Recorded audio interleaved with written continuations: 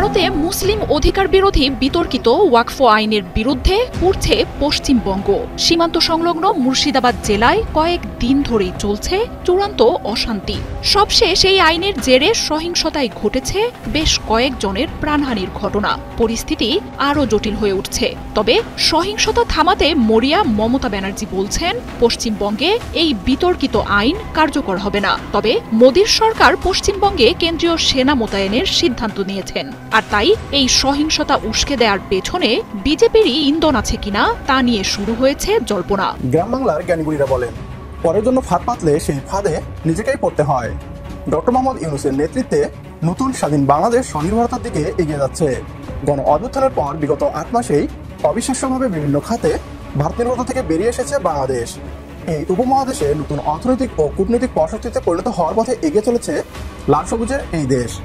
নেপাল ও ভুটানের মতো স্থলবেষ্টিত দেশগুলোকে সাথে নিয়ে বাংলাদেশকে অর্থনৈতিক হাবে পরিণত করার পথে এগিয়ে নিয়ে যাচ্ছেন নোবেলজয়ী অর্থনীতিবিদ ডক্টর মোহাম্মদ ইউনূস। তার এমন দূরদর্শী নেতৃত্বের ফলে এই উপমহাদেশে ভারতের দাদাগিরি চ্যালেঞ্জের মুখে। অপ্রতিরোধ্য বাংলাদেশকে আটকাতে ট্রান্সশিপমেন্ট সুবিধা বাতিল করে দেয় ভারত। তাদের ধারণা ছিল এতে বাংলাদেশের রপ্তানি নেপাল এবং ভুটানে চিরতরে বন্ধ হয়ে যাবে। ট্রান্সশিপমেন্ট বাতিল করে বাংলাদেশের ক্ষতি করতে গিয়ে উল্টো নিজেরই ক্ষতি করে ফেলেছে ভারত। বাংলাদেশের ট্রান্সশিপমেন্ট বাতিল করায় ধস নেমেছে ভারতীয় অর্থনীতিতে। নতুন খেলায়ও ভারতের পুরনো পরাজয়। নরেন্দ্র মোদীর দেশ বেশি লাভ করতে গিয়ে নিজেদের ক্ষতিই করছে বেশি। কারণ বাংলাদেশের ট্রান্সশিপমেন্ট সুবিধা বাতিল করতে গিয়ে ঝুঁকিতে পড়েছে ভারতের সেভেন সিস্টার্স ও চিকেন নেক ভিত্তিক বাণিজ্য। প্রদর্শক, ভারত ট্রান্সশিপমেন্ট বাতিল করে যেন ডক্টর মোহাম্মদ ইউনূসকে আরো শক্তিশালী করে দিলেন। কি কারণে শক্তিশালী করে দিলেন? আর এই ট্রান্সশিপমেন্ট নিয়ে আলোচনা চলছে এখন সকলের মুখে মুখে। ভারত নেপাল এবং ভুটানে বাংলাদেশে যেভাবে ব্যবসা করতেন, আর ভারত তার সেভেন সিস্টারে সেভাবে ব্যবসা করতেন। অপরদিকে ভারতের নয়াদিল্লি এয়ারপোর্ট থেকে বাংলাদেশের গার্মেন্টস এবং ঔষধ শিল্প রপ্তানি করতেন কার্গো যুগে। আর সেই কার্গোটা দিল্লিতে যাতে ব্যবহার করতে না পারে ভারতীয় ব্যবসায়ীদের অনেক আগ থেকেই অভিযুক্তি ছিল। সেই অভিযুক্তি বাস্তবায়ন করেছেন সেদিন, যেদিন নাকি বাংলাদেশে বিশ্বের বড় বড় ব্যবসায়ীদেরকে নিয়ে একটি সামিট করলেন ডক্টর মোহাম্মদ ইউনূস। প্রথমেই ডক্টর মোহাম্মদ ইউনূসকে অন্তর থেকে ধন্যবাদ জানাই। বাংলাদেশ কার্যকরী একটা পদক্ষেপ নিয়েছে। এই যে আমরা প্রটেস্ট করেছি, ডাজন্ট ফ্যাক্ট, এগুলোতে ফ্যাক্ট তৈরি হয় না, ফ্যাক্ট তৈরি হয় এই ধরনের নির্দেশে। ভাই কে কি বলবেন, ডাজন্ট ফ্যাক্ট। আবারও বলি, ভালো লাগলে ভিডিওটা সর্বোচ্চ শেয়ার করুন যে বাংলাদেশ নিজেদের জায়গা থেকে এই দ্বিতীয়বারের মতন আবারও অ্যাকশনে গেল। আসসালামু আলাইকুম দর্শক, নতুন একটা নিউজে আপনাকে স্বাগতম। প্রিয় দর্শক, বাংলাদেশ সীমান্তে পড়ছে ভারতের মুসলিম অধ্যুষিত এলাকা। পশ্চিমবঙ্গের ভয়ঙ্কর অবস্থা। ওয়াকফ আইন নিয়ে ভারত জুড়ে তোলপাড়। মমতা মোদীর গদি নিয়ে টানাটানি। এদিকে ট্রান্সশিপমেন্ট ইস্যুতে বাংলাদেশে পাল্টা জবাবে দিশেহারা ভারত ও সেভেন সিস্টার্স ও চিকেন নেক নিয়ে মহা বিপদে ভারত। নিজেদের চালে ভারতের ব্যবসা লাটে। অপরদিকে ডক্টর ইউনূসের নতুন অ্যাকশনে বদলে যাচ্ছে দেশের রাজনৈতিক প্রেক্ষাপট। বাংলাদেশ সীমান্তে পড়ছে ভারতের এলাকা। মমতা মোদীর গদি নিয়ে টানাটানি। বাংলাদেশের পাল্টা জবাবে ভারতের দিশেহারা অবস্থা। সেভেন সিস্টার্স ও চিকেন নেক নিয়ে মহা বিপদে ভারত এবং ডক্টর ইউনূসের নতুন অ্যাকশনে রাজনৈতিক প্রেক্ষাপটে নতুন চমকের ঘটনা প্রেক্ষাপট নিয়ে করা আমাদের আজকের ভিডিওটি অত্যন্ত গুরুত্বপূর্ণ। ভিডিওটি শুরু থেকে শেষ পর্যন্ত ধৈর্য সহকারে দেখে একটি লাইক দিয়ে সবাইকে শেয়ার করে দিন। আমাদের চ্যানেলে নতুন হলে চ্যানেলটি সাবস্ক্রাইব করে পাশে থাকা বেল আইকনে ক্লিক করে রাখুন। আমাদের ভিডিওটি আপনি বাংলাদেশের কোন জেলায় বসে দেখছেন বা শুনছেন সেটি অবশ্যই কমেন্ট বক্সে কমেন্ট করে জানিয়ে দিতে ভুলবেন না।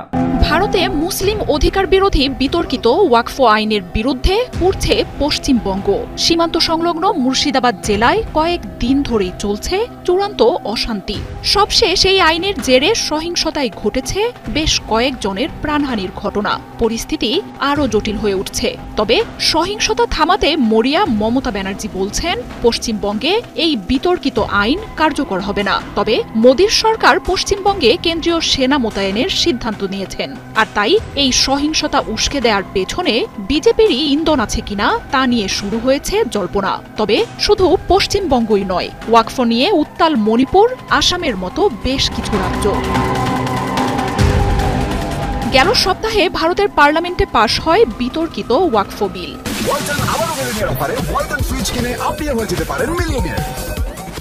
মোদীর বিজেপি সরকারের নেতৃত্বে বিলটি পাশের পর থেকেই ভারতীয় মুসলিমরা নেমেছেন রাস্তায়। তাদের অভিযোগ, সংখ্যালঘু মুসলিমদের সম্পত্তি জবরদখল করাই এই আইন পাশের উদ্দেশ্য।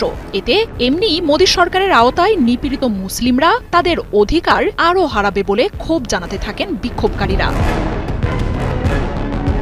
বিতর্কিত ওয়াকফ বিলের বিরুদ্ধে সহিংসতা আর সংঘাতে নজিরবিহীন পরিস্থিতি তৈরি হয়েছে পশ্চিমবঙ্গ জুড়ে। ভাঙচুর, আগুন, অবরোধ আর সংঘর্ষে রক্তাক্ত রাজ্যের মুর্শিদাবাদ জেলা। চলছে লুটপাট। পরিস্থিতি নিয়ন্ত্রণে নামানো হয় বিএসএফকে, তবে তাতে অবস্থার কোনো উন্নতি হয়নি। রাজ্য বিজেপির নেতা শুভেন্দু অধিকারীর আবেদনের প্রেক্ষিতে কেন্দ্রীয় বাহিনী মোতায়েনেরও সিদ্ধান্ত নিয়েছে আদালত। পশ্চিমবঙ্গের মুখ্যমন্ত্রী মমতা বন্দ্যোপাধ্যায় সব ধর্মের মানুষকে শান্ত থাকার আহ্বান জানিয়ে বার্তা দিচ্ছেন। বলছেন, রাজনীতির স্বার্থে কেউ যেন অশান্তিতে অংশ না নেয়। কেন্দ্র সরকার আইন পাশ করলেও তা রাজ্যে বাস্তবায়ন হবে না বলেও আশ্বাস দিচ্ছেন মমতা। দাঙ্গার সুযোগে পশ্চিমবঙ্গে তৎপর হয়ে উঠেছে বিজেপি। মমতা সরকার পরিস্থিতি সামাল দিতে পারছে না বলে তৃণমূলকে কাঠগড়ায় দাঁড় করিয়েছে দলটি। তবে ওয়াকফের বিরুদ্ধে শুরু থেকেই সোচ্চার মমতার বিরুদ্ধে নির্বাচন সামনে রেখে এটি মোদির বিজেপিরই কোনো ষড়যন্ত্র কিনা সেই নিয়ে প্রশ্ন উঠতে শুরু করেছে। নতুন খেলায়ও ভারতের পুরনো পরাজয়। নরেন্দ্র মোদীর দেশ বেশি লাভ করতে গিয়ে নিজেদের ক্ষতি করছে বেশি, কারণ বাংলাদেশের ট্রান্সশিপমেন্ট সুবিধা বাতিল করতে গিয়ে ঝুঁকিতে পড়েছে ভারতের সেভেন সিস্টার্স ও চিকেন নেক ভিত্তিক বাণিজ্য। বাংলাদেশ পাল্টা ব্যবস্থা নিলেই ভারতে নামবে হরিষে বিষাদ। আনন্দ লহরী তখন পরিণত হবে শোক ধ্বনিতে, কারণ বাংলাদেশ হয়েই বড় বাণিজ্য করে এই রাজ্যগুলো। পণ্য পরিবহনে পায় বিশাল সুবিধা। বাংলাদেশ ট্রানজিট বাতিল করলে এসব রাজ্যের ব্যবসা বাণিজ্যের খরচ বেড়ে যাবে বহুগুণ। বাণিজ্য ও নীতি বিশ্লেষকরা মনে করছেন, বাংলাদেশের রপ্তানি পণ্য পরিবহনের জন্য ট্রান্সশিপমেন্ট সুবিধা প্রত্যাহারের সিদ্ধান্ত ভারতের বুকেই অর্থনৈতিক ও কূটনৈতিকভাবে ছুরি মারবে। বিশ্লেষকদের মতে, দীর্ঘমেয়াদে এই সিদ্ধান্ত ভারতের জন্য আরো ক্ষতিকর হতে পারে। তাদের রাজস্ব হ্রাস ও আঞ্চলিক ভাবমূর্তিও পড়বে ক্ষতির মুখে। বাংলাদেশের ব্যবসায়ীরা মনে করেন, ভারতের এই সিদ্ধান্ত বাংলাদেশের ব্যবসায় খুব একটা প্রভাব ফেলবে না। বিপরীতে ভারত উল্লেখযোগ্য পরিমাণ রাজস্ব হারাবে। তারা এরই মধ্যে ভারতের বিকল্প বের করে ফেলেছেন। প্রয়োজনে অতিরিক্ত পণ্য পরিবহনের শ্রীলঙ্কা ও মালদ্বীপের বিমানবন্দর ব্যবহার করবে বাংলাদেশ। এতে বাংলাদেশ কিছু অতিরিক্ত রাজস্ব পাবে, সেই সাথে ভারত সে পরিমাণ হারাবে। এদিকে শাহজালাল আন্তর্জাতিক বিমানবন্দরের তৃতীয় টার্মিনাল চালু হলে বাংলাদেশ থেকেই করা যাবে আরও কাজ। কার্গো হ্যান্ডলিং সক্ষমতা উল্লেখযোগ্যভাবে বেড়ে গেলে বিদেশ নির্ভরতাও কমবে। বিশেষজ্ঞরা আরো বলছেন, ভারতের ট্রান্সশিপমেন্ট সুবিধা প্রত্যাহারের ফলে বাংলাদেশের বাণিজ্যে বড় ধরনের বিঘ্ন ঘটার সম্ভাবনা নেই। তারা মনে করছেন, বাংলাদেশ ট্রান্সশিপমেন্ট সুবিধার উপর খুব বেশি নির্ভর করে না। তবে মাঝে মাঝে ঢাকা বিমানবন্দরের চাপ কমাতে এই সুবিধা ব্যবহার করা হয়। ফলে এর সম্ভাব্য বাতিল বাণিজ্যে উল্লেখযোগ্য ব্যাঘাত ঘটাবে না। ফলে শেয়াল পণ্ডিত ভারত নিজের গলায় ভাঙা হাঁড়ি বাঁধিয়ে ঘুরছে। তারা বেশি চালাকি করতে গিয়ে বিপদ ডাকছে। শেখ হাসিনা পালিয়ে ভারতে আশ্রয় নেওয়ার পর থেকেই দেশটি বাংলাদেশ বিরোধী সিদ্ধান্ত নিচ্ছে। অনেকেই মনে করছেন, ঢাকাকে চাপে ফেলতেই দিল্লি এই কুটো চাল চালছে। তবে তারা কোনো রকম সুবিধা করতে পারছে না, উল্টো নিজেদের কাঁধে বিপাক ডেকে আনছে। প্রদর্শক, ভারত ট্রান্সশিপমেন্ট বাতিল করে যেন ডক্টর মোহাম্মদ ইউনূসকে আরো শক্তিশালী করে দিলেন। কি কারণে শক্তিশালী করে দিলেন? আর এই ট্রান্সশিপমেন্ট নিয়ে আলোচনা চলছে এখন সকলের মুখে মুখে। ভারত নেপাল এবং ভুটানে বাংলাদেশে যেভাবে ব্যবসা করতেন, আর ভারত তার সেভেন সিস্টারে সেভাবে ব্যবসা করতেন। অপরদিকে ভারতের নয়াদিল্লি এয়ারপোর্ট থেকে বাংলাদেশের গার্মেন্টস এবং ঔষধ শিল্প রপ্তানি করতেন কার্গো যুগে। আর সেই কার্গোটা দিল্লিতে যাতে ব্যবহার করতে না পারে, ভারতীয় ব্যবসায়ীদের অনেক আগ থেকেই অভিযোগটি ছিল।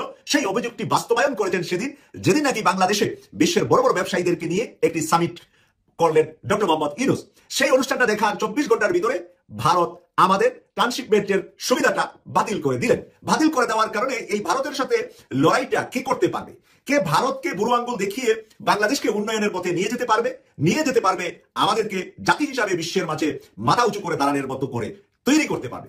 সেই জায়গাতে সকল জায়গা থেকে কথা আসছে, ভারতকে বুড়ো আঙ্গুল দেখিয়ে চাইনাকে সাথে নিয়ে বাংলাদেশের পোর্টগুলাতে আন্তর্জাতিক মানের পোর্ট আমরা তৈরি করে আমরা একদিকে পোর্টে আমরা ডেলিভারি দেব, আমদানি রপ্তানি করব, অপরদিকে আমরা কার্গো ফ্লাইট, বাংলাদেশের দুইটা এয়ারপোর্ট অন্তত নতুন করে কার্গো ফ্লাইটের জন্য ব্যবহার হবে, একটা চট্টগ্রাম আর একটা সিলেট।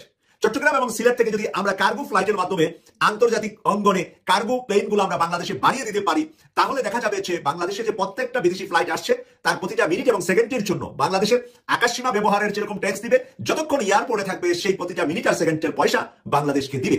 সেদিক থেকে কার্গো ফ্লাইটগুলা ইউরোপ, আমেরিকা, এশিয়া এবং চায়না সহ, যেহেতু চায়না কোম্পানিগুলো যখন তাদের মেল ফ্যাক্টরিগুলো বাংলাদেশে তাদের শাখা করবে, তখন তাদের দেশের সাথে অনেক অংশ থেকে শুরু করে অনেক কিছুই তাদের প্রয়োজনে এখানে নিয়ে আসবে, আবার এখান থেকে কাজটা কমপ্লিট করে নিয়ে যাবে।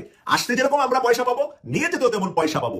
মাঝখানে আমাদের ল্যান্ডে যারা কাজ করবে এই শ্রমিকগুলো আমাদের দেশের। তাই এই উন্নয়নের জোয়ারটাকে ধরে রাখার জন্য এখন সবার মুখে মুখে যেন চলে আসছে ডক্টর মোহাম্মদ ইউনূসী যেন 5 বছর রাষ্ট্র ক্ষমতায় থাকেন।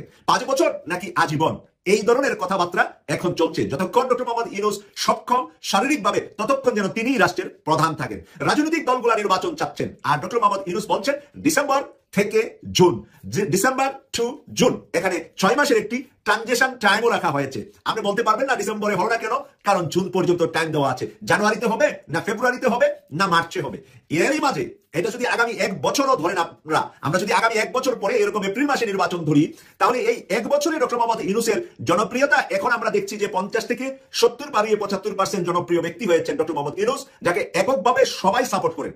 যারা নাকি নির্বাচন দ্রুত চান, তাদের দলের প্রচুর সাধারণ কর্মীরা ডক্টর মোহাম্মদ ইউনূসকে চান। তো এই জায়গাটা 100% হতে আমার মনে হয় ডিসেম্বরের বেশি সময় লাগবে না, যে বাংলাদেশের 100% মানুষ, 100% বলতে কি আর 100তে 100 হয়, হয়তোবা আমরা বলতে পারবো যে 95% মানুষের ম্যান্ডেট পেয়ে যাবে ডিসেম্বর পর্যন্ত ডক্টর মোহাম্মদ ইউনূস।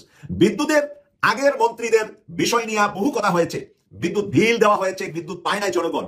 সেই বিদ্যুতের ব্যবস্থাপনাটা এত কম সময়ে ভারতকে বুড়ি আঙ্গুল দেখিয়ে এবং ন্যায্য হিস্সা ভারত সহ সবার কাছ থেকে আদায় করে জনগণকে এত দ্রুততম সময়ে উনি এরকম নিরবিচ্ছিন্ন বিদ্যুৎ দিতে পারবে, সেটা ওনার ক্যারিসমেটি ছাড়া কোনো রাজনীতিবিদের পক্ষে সম্ভব না। বিষয়টা এখন ক্লিয়ার। অন্ন, বস্ত্র, বাসস্থান, শিক্ষা, চিকিৎসা, এই মৌলিক 5টা জিনিসের চাহিদা হলো মানুষের। এই মৌলিক 5 জিনিস যেই দেশের মানুষ পুরোপুরি পেয়ে যা, সেই দেশের বেশিরভাগ মানুষ অরাজনৈতিক হয়ে যা, তারা রাজনীতি করে না। কারণ এই 5টা জিনিস পাওয়ার পরে মানুষের চিন্তা চলে আসে, আমরা তো সুখী আছি, ভালোই আছি, রাজনীতি করবো কি কারণে? যিনি আছেন তিনিই রাজনীতি করুক, যারা রাজনীতি করছে তারাই করুক। নতুন ভাবে তরুণ তরুণীদের মাঝে আর রাজনীতিটাকে পেশা বা নেশা বা রাজনীতি করতে হবে সেই চিন্তাটা, দেশ গড়তে হবে, দেশ সংস্কার করতে হবে, দেশকে সব মানুষের হাতে দিতে হবে, এই চিন্তাটা মানুষের কাছ থেকে চলে যায়। যেটা নাকি আমরা ইউরোপের বিভিন্ন দেশে দেখছি যে মানুষ ভোটের জন্য, সরকার পাল্টানোর জন্য এতটা বেশি এগ্রেসিভ হয় না, যতটা না এশিয়ার মধ্যে বাংলাদেশ, ভারত, পাকিস্তান, নেপাল, ভুটান, শ্রীলঙ্কা, এই সমস্ত দেশগুলোতে হয়। কারণ ওই সমস্ত দেশগুলোতে মানুষের অন্ন, বস্ত্র, বাসস্থান, শিক্ষা, চিকিৎসা, এই মৌলিক 5টা জিনিসের গ্যারান্টি নাই। গ্যারান্টি না থাকার কারণে মানুষ বেশি রাজনীতিতে ঝুঁকে থাকে, যে রাজনৈতিক দল পরিবর্তন হলে আমার ভাগ্য পরিবর্তন হবে, আমার ভাই চাকরি পাবে, আমার ছেলে পড়াশোনা করতে পারবে, এই ধরনের সুবিধাগুলার চিন্তা করে মানুষ রাজনীতি করে থাকে এবং রাজনীতিতে বেশি মানুষ ইনভলভ থাকে। তো বাংলাদেশের মানুষকে অরাজনৈতিক করে দিবেন ডক্টর মোহাম্মদ ইউনূস।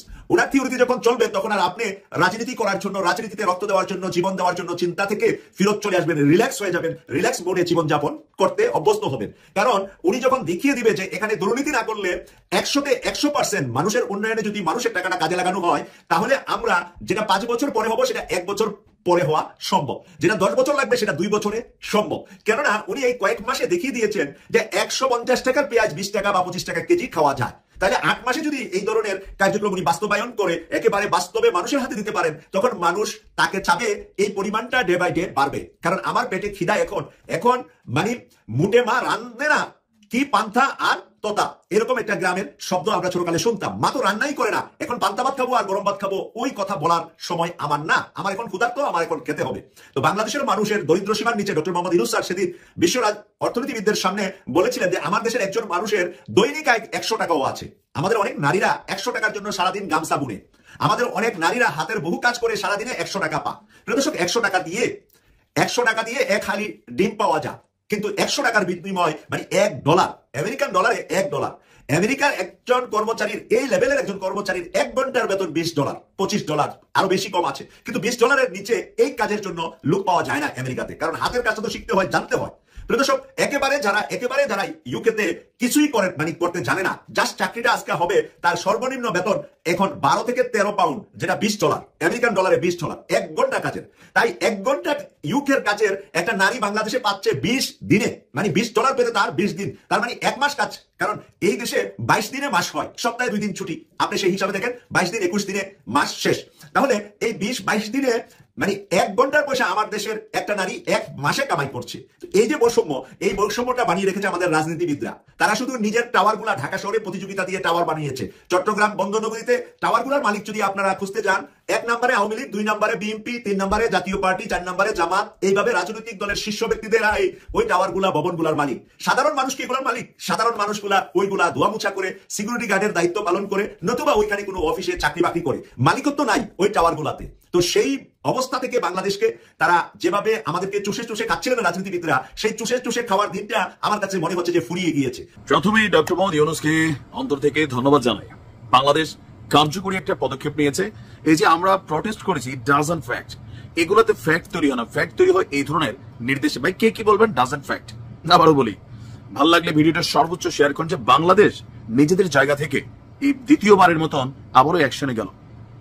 আমাদের যে পাসপোর্ট আছে, সেই পাসপোর্টের মধ্যে অতীতে একটা লেখা ছিল যে আপনার অনেকেরই খেয়াল থাকার কথা, পাসপোর্ট একদম শেষের দিকে, this passport is valid for all countries of the world except Israel. এটা বাংলা অর্থ ছিল এই পাসপোর্টটি পৃথিবীর সকল দেশের জন্য বৈধ, শুধুমাত্র ইসরায়েল ছাড়া। কিন্তু 2020 সালে আমরা যখন এই পাসপোর্ট বাংলাদেশে চালু হলো আওয়ামী লীগ সরকারের আমলে, তখন দেখলাম সেই পাসপোর্টগুলো থেকে হঠাৎ করেই এই লেখাটা সরে গেল। এমনকি এই নিয়ে বাংলাদেশের জনগণকে কোন ধরনের তথ্য তৎকালীন প্রেক্ষাপটে আওয়ামী লীগ জানায়নি। আর বিষয়টা জানাজানির পর বাংলাদেশের মানুষের মধ্যে একটা রিয়াকশন তৈরি হয়েছিল, খেয়াল আছে তো? আমি নিজেও একটা ভিডিও বানাইছিলাম যে না, এইটা আসলে উচিত হয় না, জনগণের ফিলিংস বা অনুভূতির জায়গায় একটা টাচ করছে। দেখেন, ইসরায়েলের সাথে তলে তলে অনেকেরই সম্পর্ক, আমাদেরও হয়তো বা আছে, বিভিন্ন ধরনের ইকুইপমেন্ট কেনাকাটা অনেক কিছু থাকতে পারে, ব্যবসা প্রযুক্তি, এগুলোর জন্য অনেক কিছু হয়তো তলে তলে হয়। আমরাও ব্যবহার করি ইসরায়েলের অনেক প্রোডাক্ট, মুখে মুখে যাই বলি, ব্যক্তি জীবনে আমি জানিও না, হয়তো আমার অনেক প্রোডাক্টের মধ্যে ইসরায়েল কানেক্টেড আছে, থাকতে পারে। কিন্তু এই জায়গা থেকে বাংলাদেশ সরে আসছিল। কিন্তু আজকে আমি আমাদের সরকারকে এবং স্বরাষ্ট্র মন্ত্রণালয়কে ধন্যবাদ দিচ্ছি, বাংলাদেশের পাসপোর্টে পুনরায় অ্যাকসেপ্ট ইসরায়েল এই শব্দ দুটি পুনর্বহাল করা হয়েছে। মানে আওয়ামী লীগ সরকার আমলে 2020 সালে লেখাটা ছিল, যেটা বদলাইয়া লেখা হয়েছিল, this passport is valid for all countries of the world except Israel. এই দুইটা শব্দ উঠে গেছিল, সেই দুইটা শব্দই এখন আবার আমাদের পাসপোর্টে যুক্ত করা হয়েছে, পুনর্বহাল করা হয়েছে। 13 এপ্রিল স্বরাষ্ট্র মন্ত্রণালয়ের সুরক্ষা বিভাগ থেকে প্রকাশিত বিজ্ঞাপনে বিষয়টি জানানো হয়। এ বিষয়ে স্বরাষ্ট্র মন্ত্রণালয়ের সুরক্ষা সেবা বিভাগের উপসচিব নীলিমা আফরোজ বলছেন, পাসপোর্টে নতুন করে অ্যাকসেপ্ট ইসরায়েল বিষয়টিকে বহাল করা হয়েছে এবং এ নিয়ে একটি প্রজ্ঞাপনও জারি করা হয়েছে। আগে বাংলাদেশের পাসপোর্ট লেখা থাকতো এই পাসপোর্টটি বিশ্বের সব দেশের জন্য বৈধ, ইসরায়েল ব্যতীত। যেটা পরিবর্তন করেছিল আওয়ামী লীগ সরকার, সেইটা আবারও এই ইউনূস সরকার তিনি পরিবর্তন করে ওই জায়গায় নিয়ে আসছেন। and it's a very great work. দেখেন, আমাদের প্রতিবাদে রিঅ্যাকশন হয় গাজায়, আমাদের প্রতিবাদে খুব বেশি কিছু হয় না, কারণ আমরা চিল্লাইতে পারবো। বাট যখন মুসলিম রাষ্ট্রগুলো বাংলাদেশের মতন আরো অন্যান্য যে রাষ্ট্রগুলো আছে, তারা যদি তাদের পাসপোর্টে তাদের দেশে ইসরায়েলের অনুপ্রবেশ, ইসরায়েলিদের যাতায়াত, ট্যুরিজম, এগুলোর উপর একটা সিস্টেম ক্রিয়েট করে দেন, একটা কূটনৈতিক প্রেসার ফিল করবে ইসরায়েল, যেটা কোটি মানুষ বৈশা বৈশা এক সপ্তাহ, এক মাস, বছরের পর বছর মানে স্লোগান দেওয়া, আর এরকম একটা অ্যাকশন ইকুয়াল টু সেম। সংস্কার চলতে থাকবে, নির্বাচন হতে হবে যথাসময়ে, মন্তব্য তারেক রহমানের।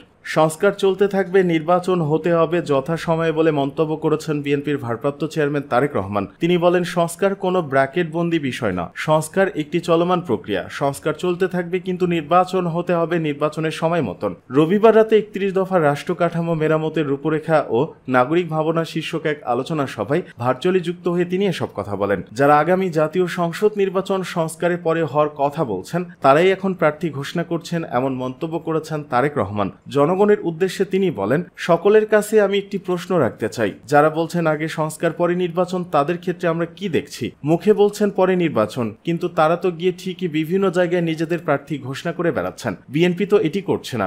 এখন যারা আগে সংস্কারের কথা বলছেন, তাদের মধ্যে কতজন স্বৈরাচার শেখ হাসিনার চোখে চোখ রেখে কথা বলেছেন, সেই সময় রাষ্ট্র সংস্কারের কথা বলেছেন? সেসব প্রশ্ন তুলেছেন বিএনপির ভারপ্রাপ্ত চেয়ারম্যান। তিনি বলেন, বড় বড় জায়গায় বসে, এয়ার কন্ডিশনের ভেতরে বসে, বড় বড় দামি অফিসে বসে তারা সংস্কারের কথা বলছে। আজকে যারা সংস্কারের কথা বলছে, এরা সুবিধাপ্রাপ্ত হয়ে, অর্থাৎ সরকার তাদের গাড়ি দিচ্ছে, তাদেরকে বেতন বোনাস ভাতা দিচ্ছে, তার উপর তারা বসে সংস্কারের কথা বলছে। তারেক রহমান বলেন, বিএনপি চেয়ারপারসন বেগম খালেদা জিয়া, দলের মহাসচিব মির্জা ফখরুল ইসলাম আলমগীর এবং দেশজুড়ে হাজার হাজার নেতাকর্মী যখন কারাবন্দী, লাখ লাখ নেতাকর্মীর বিরুদ্ধে মামলা এবং তারা যখন হয়রানির শিকার হচ্ছেন, সেই সময় বিএনপি রাষ্ট্র সংস্কারে 31 দফা দিয়েছে।